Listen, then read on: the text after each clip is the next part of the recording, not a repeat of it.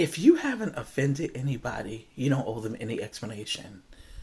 Explanations are a waste of time, and I'll tell you why. Because when you give people explanations, that opens up the door for them to insult you.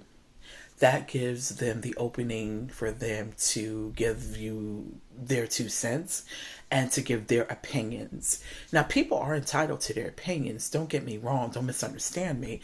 But when it comes to your life, when it comes to the choices that you make, their opinions don't matter. When it comes to your relationship, when it comes to your family, when it comes to your career, whatever you're doing in life, that is between you and God.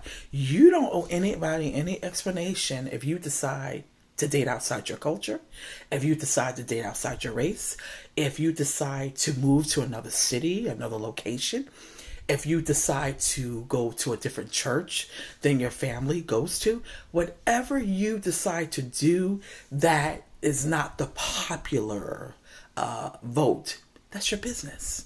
You don't owe anybody any explanation. If you've offended somebody, then you owe them an apology. You understand what I'm saying?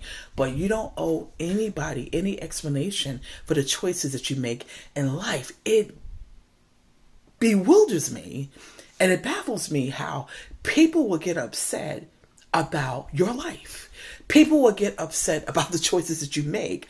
People will get angry and big mad about you making a decision that they don't agree with. The last time I checked, God gives us free will. He gives us free will to choose what we desire to choose. Now, don't get me wrong. I'm not saying that that's a license to disobey God, that that's a license to sin against him and to grieve his heart. I'm not saying that. But God did not create a bunch of robots.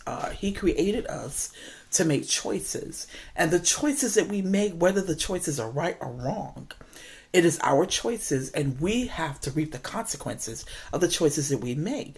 I don't have time to be sitting around here looking at people's lives and checking on what they're doing and who they're doing with.